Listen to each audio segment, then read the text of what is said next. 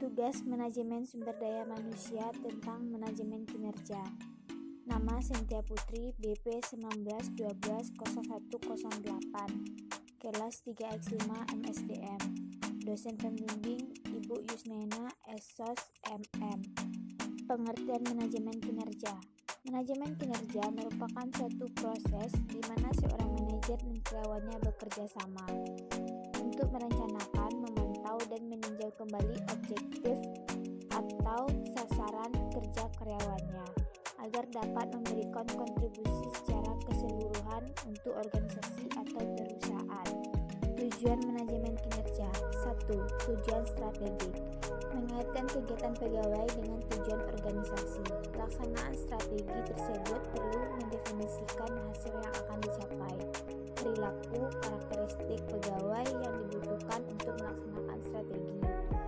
Mengembangkan pengukuran dan sistem feedback terhadap kinerja pegawai. 2. Tujuan administratif. Menggunakan informasi manajemen kinerja, khususnya evaluasi kinerja untuk kepentingan keputusan administratif, pengajian, promosi, pemberhentian pegawai, dan lain-lain. 3. Tujuan pengembangan. Dapat mengembangkan kapasitas pegawai yang berhasil di bidang kerjanya. Pemberian training bagi yang berkinerja yang tidak baik, penempatan yang lebih cocok. Tujuan khusus. 1. Memperoleh peningkatan kinerja sustainable. 2. Meningkatkan motivasi dan komitmen karyawan. 3. Memungkinkan individu untuk mengembangkan kemampuan.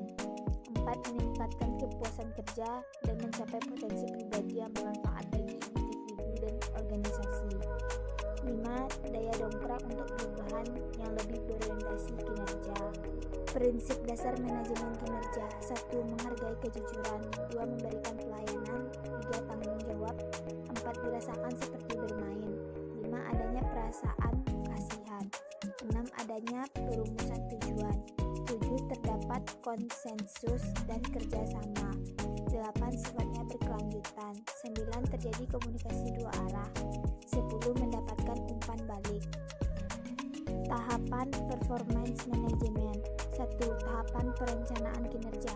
Pada tahap ini harus ditetapkan secara jelas mengenai tujuan yang hendak dicapai oleh sebuah perusahaan, yaitu mencakup target kualitas maupun kuantitas dari output yang dihasilkan. 2. Tahap pengelolaan kinerja.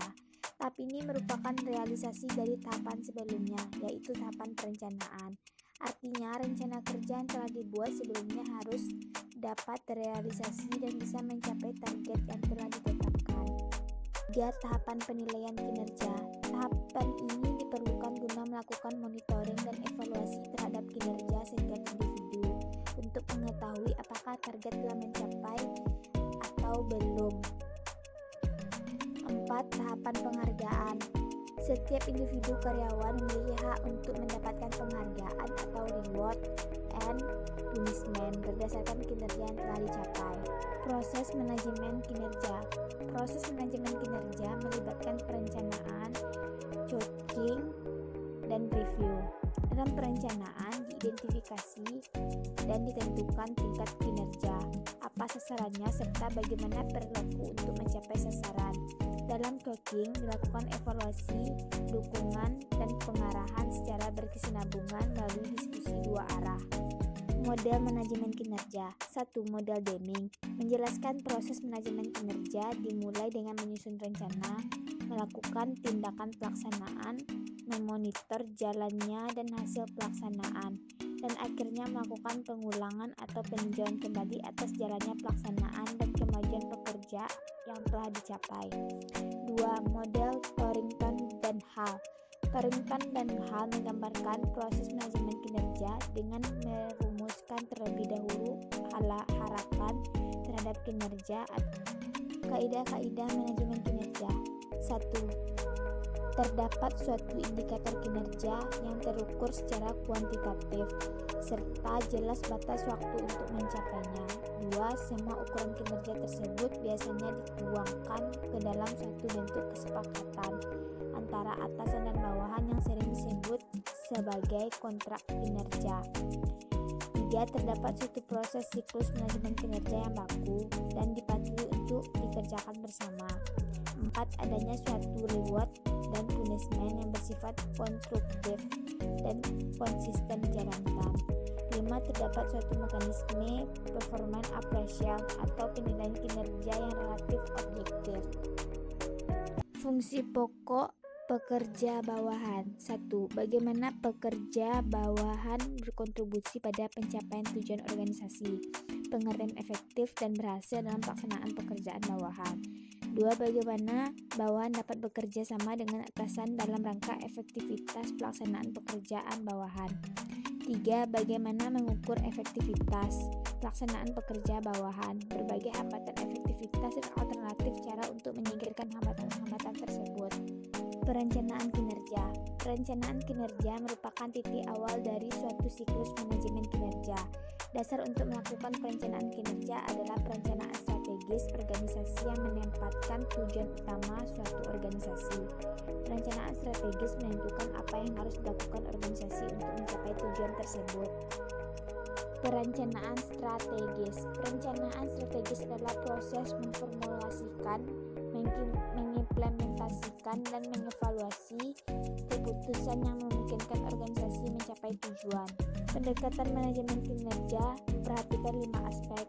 1. Mengintegrasikan kinerja dari semua pihak yang terlibat di dalam perusahaan. 2. Melibatkan semua pihak dalam pengelolaan kinerja. 3. Mengintegrasikan semua proses dalam manajemen kinerja dengan fokus pada menjalankan bisnis. 4. Menggunakan proses yang sistematis yang dapat memenuhi kebutuhan administrasi dan kebutuhan bisnis secara keseluruhan. 5. Memfokuskan pada peningkatan kinerja di masa yang akan datang. Permasalahan dan kendala dalam penerapan manajemen kinerja. Dari sisi atasan sebagai pejabat penilai ada keengganan menerapkan karena faktor-faktor sebagai berikut. 1. Kesulitan dalam mengerti formulir dan tata cara penilaian. 2. Tidak ingin berkonfrontasi dengan bawahan. 3. Atasan kurang mengetahui rincian pekerjaan. Keengganan dari sisi bawahan sebagai pihak yang dinilai adalah A. Pengalaman buruk di masa lalu. B. Bawahan tidak suka dikritik terutama bila dikaitkan dengan kinerjanya. C. Adanya rasa takut karena ketidakjelasan kriteria dan standar penilaian.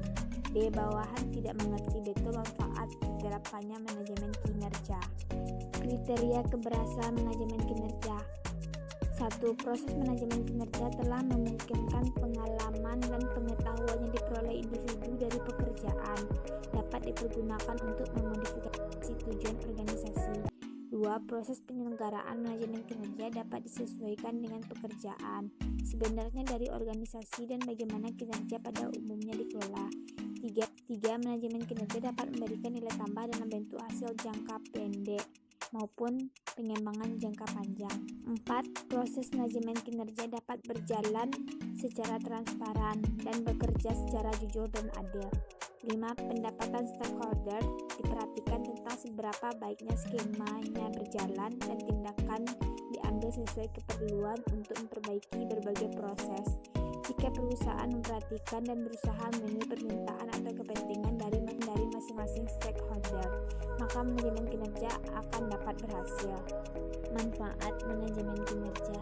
Bagi manajer, manfaat manajemen kinerja antara lain mengupayakan klarifikasi kinerja dan harapan perilaku, menawarkan peluang menggunakan waktu secara berkualitas, memperbaiki kinerja tim dan individual, mengusahakan penghargaan non finansial pada staf, membantu karyawan yang kinerjanya rendah digunakan untuk mengembangkan individu, mendukung kepemimpinan, proses motivasi dan pengembangan tim, mengusahakan kerangka kerja untuk meninjau ulang kinerja dan tingkat kompensasi. Bagi individu, manfaat manajemen kinerja antara lain dalam bentuk memperjelas peran dan tujuan, mendorong dan mendukung untuk tampil baik, membantu pengembangan kemampuan dan kinerja, peluang menggunakan waktu secara berkualitas, objektivitas dan kejujuran untuk mengukur kinerja dan memformulasi tujuan dan rencana perbaikan cara bekerja dikelola dan dijalankan. Tantangan manajemen kinerja. Tantangan yang dihadapi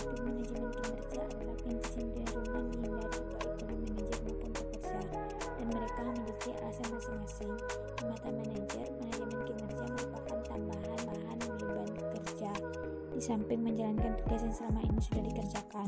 Sementara itu di pihak pekerja masih banyak keraguan karena belum memahami sepenuhnya akan manfaat manajemen kinerja bagi dirinya sendiri.